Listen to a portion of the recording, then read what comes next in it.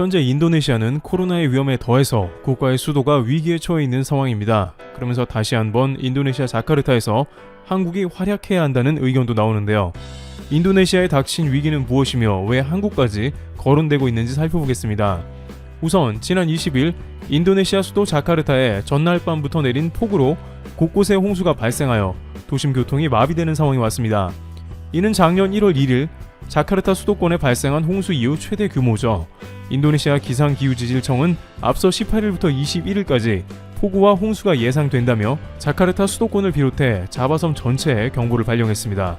실제로 19일 밤부터 자카르타 수도권에 9시간 넘게 폭우가 쏟아지면서 홍수가 발생하여 큰 피해가 나온 것입니다. 자카르타 남부 지역 주민들은 1에서 2m 높이 홍수가 발생했다며 작년 1월 1일 자카르타 대홍수 때보다 더 심한 것 같다고 말했습니다.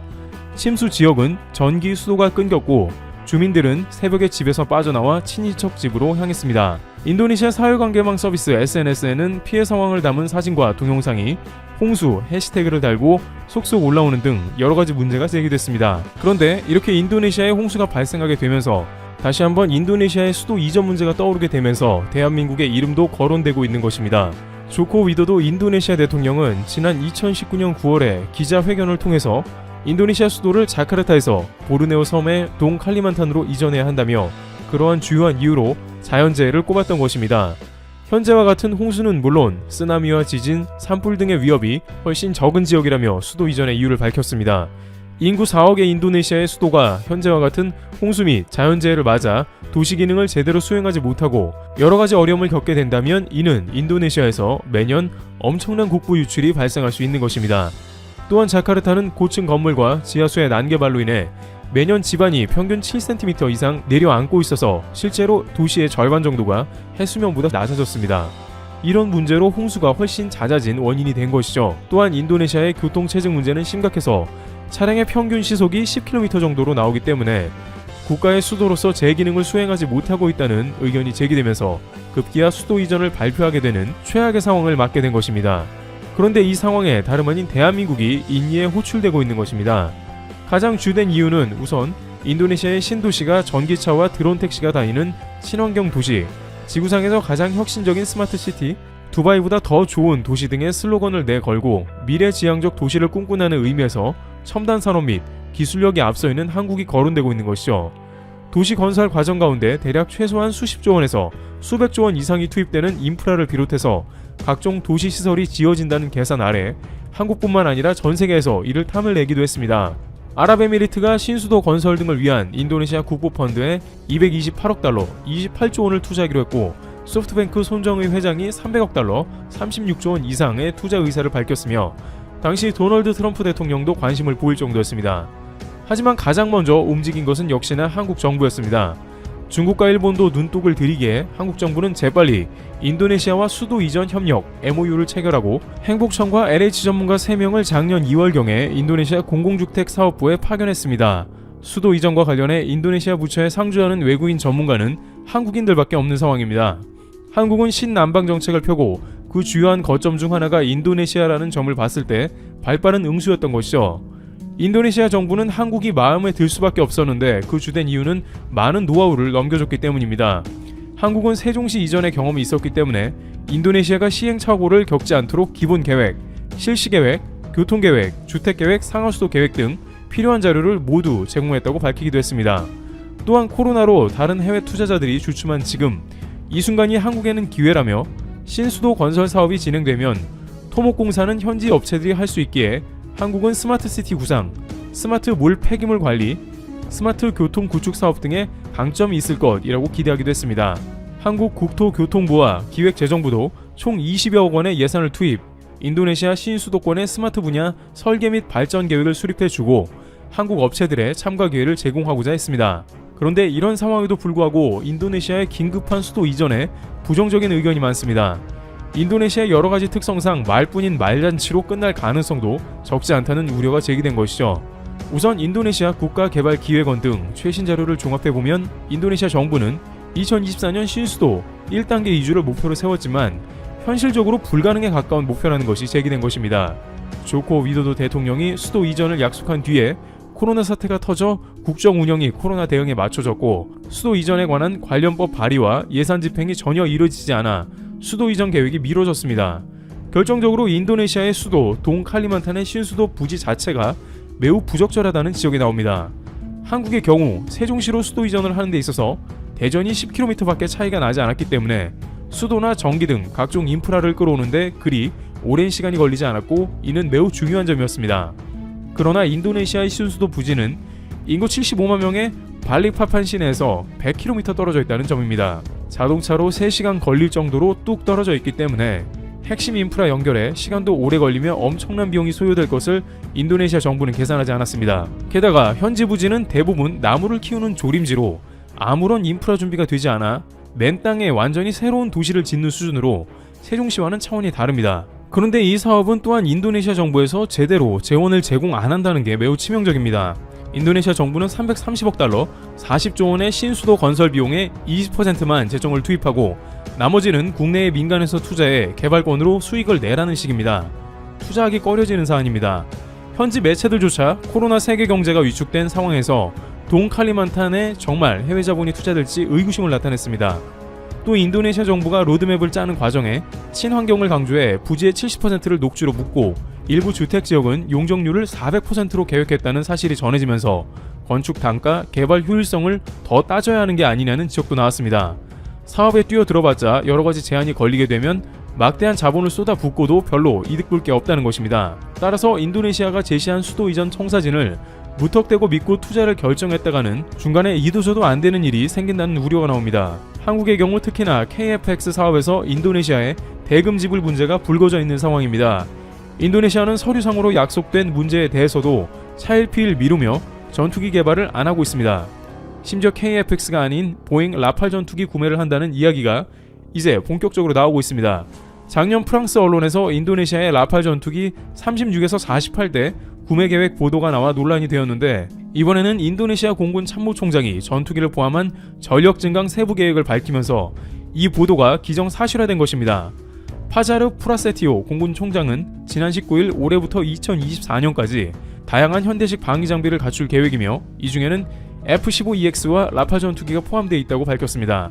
한 군사 전문가는 인도네시아가 KF-X 분담금마저 미납한 상황에서 대규모 예산을 투입해 미국과 프랑스 전투기를 구매한다는 것은 딴 맘을 먹은 게 아닌지 의심된다고 말했습니다. KF-X 분담금과 관련해 그간 입을 다물어왔던 방위사업청은 지난 17일 국회 국방위원회 업무 보고 자료에서 인도네시아의 미납 분담금 규모가 현재 6,044억 원에 달한다고 이례적으로 공개했습니다. 따라서 이런 상황에 아무리 인도네시아에 홍수가 나고 한국과 긴급 수도 이전을 논한다고 하더라도 한국은 인도네시아의 투자권을 쉽게 거론할 수 없으며 신중해야 한다는 목소리도 나오고 있는 것입니다. 그간에 보여준 신뢰가 매우 낮고 6천억 원도 지불 안 하는데 수십조 원이 투입되는 신도시가 꺼려진다는 의견입니다. 신남방 정책으로 주목받는 인도네시아가 과연 한국과 다양한 사업을 할 수 있을지 귀추가 주목됩니다. 트리블튜브 여기서 마치겠습니다. 감사합니다.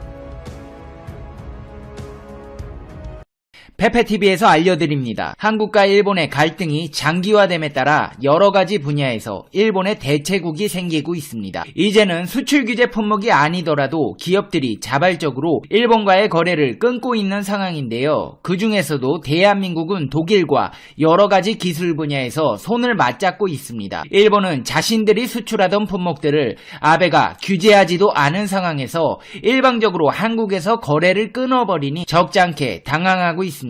하지만 독일에서도 일본 못지않은 자국 내 골치 아픈 고민거리가 있다는데요. 독일은 일본처럼 되고 싶지는 않다며 일본 따위의 나라와 비교하지 말아달라고 호소하고 있는 상황입니다. 대체 어떤 고민이길래 일본처럼 되고 싶지 않다는 걸까요? 지금부터 팩트 맛집 팩트 폭격기 페페TV에서 팩트로 제대로 알아보겠습니다. 한 번도 안 본 사람은 있지만 한 번만 본 사람은 없다는 단 하나의 채널 페페TV 팩트 체크. 일본이 우리나라에 수출 규제를 가한 지 벌써 5개월이 다 되어 가는데요. 그 사이 우리 산업계는 눈에 띄는 변화가 나타나고 있습니다. 국내 제조업체들이 독일 같은 유럽 기업과의 기술 제휴를 늘리는 등 탈일본 현상이 두드러지고 있습니다. 보도블록과 아스팔트를 만드는 국내 한 중소기업에서는 차량 배기가스인 질소산화물이 통과하는 장치에 산화티탄이라는 물질을 섞은 블록을 올려놓고 자외선을 켜자 0.99였던 질소산화물 수치가 23%나 떨어집니다. 산화티탄이 배기가스 물질을 분해시켜 줄여주는 기술입니다. 이 기술은 독일 여러 도시에서 이미 시공을 했고 공기 정화 효과가 있다는 걸 입증했습니다. 그동안 이 분야에서의 선두주자는 일본과 독일이었습니다.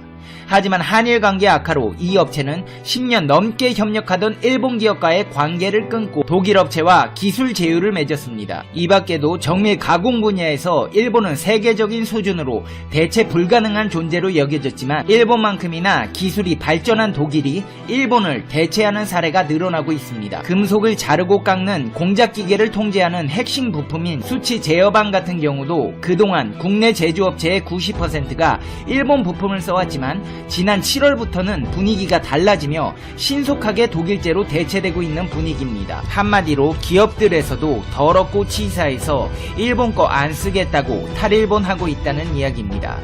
독일에서 수입만 하고 있는 것은 아닙니다. 대한민국의 미래 산업인 로봇 분야에서는 이미 상당 부분 수출이 이루어지고 있습니다.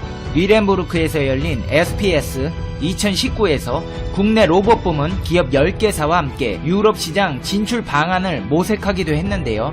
SPS는 유럽 최대 규모의 자동화 부품 B2B 기업 간 전자상거래 전문 전시입니다. 독일 지멘스 등 글로벌 기업 바이어가 참가하는 국제무역의 장인데요. 로봇산업진흥원은 행사 기간 국내 기업 10개사와 함께 로봇 공동관을 운영하면서 대한민국의 로봇 부품 및 완제품 기업들의 기술력을 과시했습니다. 티치 펜던트 등 한국 로봇 부속 및 완제품 기업 총 10개사가 참가했으며 현지 바이어와 총 203건의 1대1 상담을 진행해 약 1,800만 유로 230억 원의 계약을 달성했습니다. 대한민국 로봇 부품 및 완제품은 그간 기술 경쟁력 보유에도 불구하고 수출 활동에 필요한 레퍼런스 확보에 어려움이 있었지만 이번 독일 전시회를 통해 유럽 진출에 판로를 찾았다는 반응입니다. 로봇 분야뿐만 아니라 코트라도 유럽에서 소재 부품 분야 파트너십 행사를 여는 등 산업계 전반에서 탈일본 현상이 본격화되고 있습니다. 여기까지는 뭐 일본도 그럴 수 있겠다는 반응이었습니다. 하지만 우리나라가 4차 산업혁명 강국 독일과 혁신산업 영역에서 국제 표준화를 위한 협력 관계를 강화한다고 발표하자 일본에서는 대놓고 질투하고 있는 상황입니다. 산업통상자원부 국가기술표준원은 독일 국가표준기관인 독일 전기전자기술위원회와 한독표준 협력대화 출범을 위한 양해각서를 체결한다고 밝혔습니다. 이로써 양국은 매년 정례회의를 순환 개최하고 수시로 기술 분야별 워크샵 등을 열어 양국의 산업계와 함께 국제 표준화 관련 정책 기술 분야의 협력 과제를 발굴 추진한다는 방침입니다. 세계적인 제조업 강국인 한국과 독일이 4차 산업혁명 기술을 제조업에 융합하고 국제 표준화 경쟁력을 가속화하는 계기가 될 뿐만 아니라 앞으로 미국과 인공지능, 3D 프린팅 등의 분야에서 국제 표준화 선점을 위한 협력 체계를 구축하는 등 주요 전략 국가와의 글로벌 표준 협력을 확대해 나가는 계기가 될 전망입니다. 상황이 이렇다 보니 아직도 4차 산업혁명에 대해 준비가 미흡한 일본에서는 위기감이 고조되고 있습니다. 이제 미래는 4차 산업이 주도하리라는 건 일본도 누구보다 잘 알고 있습니다. 혁신하지 않아 몰락해버린 소니를 보며 이제 소니의 비극은 없어야 한다고 했지만 이번에 파나소닉마저 반도체 분야에서 몰락하고 테슬라의 배터리 납품마저 한국에 빼앗기자 어이를 상실한 모습인데요. 한국과 독일은 이에 그치지 않고 양국의 주요 표준화 정책 동향을 교류하고 스마트 제조와 미래차 분야의 표준화 공동 작업 그룹을 구성해 국제 표준 공동 제안과 국제 표준화 작업 상호 공조 등 세부 협력 방안을 논의할 계획이라 일본의 위기감은 한층 더 고조될 전망입니다. 하지만 이런 독일에게도 심각한 문제가 있습니다. 모든 원자력 발전소의 문을 닫기로 한 독일이 방사성 폐기물을 어디에 영구 보관할지를 고심 중입니다. CNN 방송은 28,000제곱미터가 넘는 치명적인 고준위 방사성 폐기물을 앞으로 100만 년 동안 안전하게 묻을 장소를 찾아내는 것이 독일이 직면한 난제라고 보도했습니다. 이게 얼마나 많은 양이냐면 영국 런던의 명물인 빅벤 시계탑 6개를 합친 부피로 무려 컨테이너 2,000개에 해당합니다. 지난 2011년 일본 후쿠시마 원전 사고를 계기로 독일은 절대 일본처럼 되지 말아야겠다고 탈원전을 선언했습니다. 독일은 오는 2022년까지 현재 가동 중인 나머지 7개의 원전을 폐쇄하고 2031년까지 영구적인 핵 폐기장을 찾을 방침입니다. 독일 경제에너지부는 100만 년의 기간 동안 가능한 최고의 안정과 안정성을 제공할 고준위 방사성 폐기물 저장소를 찾는 것이 목표라고 설명했습니다. 현재 고준위 방사성 폐기물은 각 원전 인근의 임시시설에 보관 중입니다. 폐연료봉의 경우 극도로 뜨겁기 때문에 컨테이너에 담아 우선 냉각할 필요가 있어서입니다. 그러나 독일 전역에 산재한 수십 개의 임시보관시설은 수십 년 정도만 핵 폐기물을 보관하게끔 슈로이어스 미넨 공대 교수는 지적합니다. 영구적인 핵 폐기장 후보지를 물색하는 국가위원회에 참여 중인 슈로이어스 교수는 이런 폐연료봉이 들어있는 금속 용기를 열면 거의 다 곧바로 죽을 것이라고 했습니다. 이렇게 핵 폐기물은 정말 쉽지 않은 문제입니다. 독일의 고준위 방사성 폐기물을 영구 저장할 후보지를 선정하는 작업은 기술적, 정치적으로 여러 가지 난관을 넘어야 할 전망입니다. 우선 보통의 바위 이상으로 단단한 곳이어야 하고 지하수나 지진의 위협이 없어야 합니다. 물이 흐르거나 지진이 나면 방사성 폐기물이 누출될 위험이 있기 때문입니다. 미넨 공대 교수인 슈로이어스 씨는 지질학적으로 매우 안전한 곳이어야 한다며 독일의 문제는 화강암이 아주 많지 않다는 것이라고 말했습니다. 이보다 더 큰 난관은 아무도 앞마당에 방사성 폐기물을 보관하고 싶어하지 않는다는 점입니다. 독일은 1977년 당시 동독 국경과 인접한 고어레벤 마을에 영구적인 고준위 폐기물 저장소를 설치하기로 했다가 40년 넘게 주민들의 격렬한 시위에 시달려 뜻을 이루지 못한 바 있습니다. 지역을 선정한 뒤에도 문제는 남아 있습니다. 오는 2130년에서 2170년 사이에 폐기장을 최종 봉인하고 100만 년 이상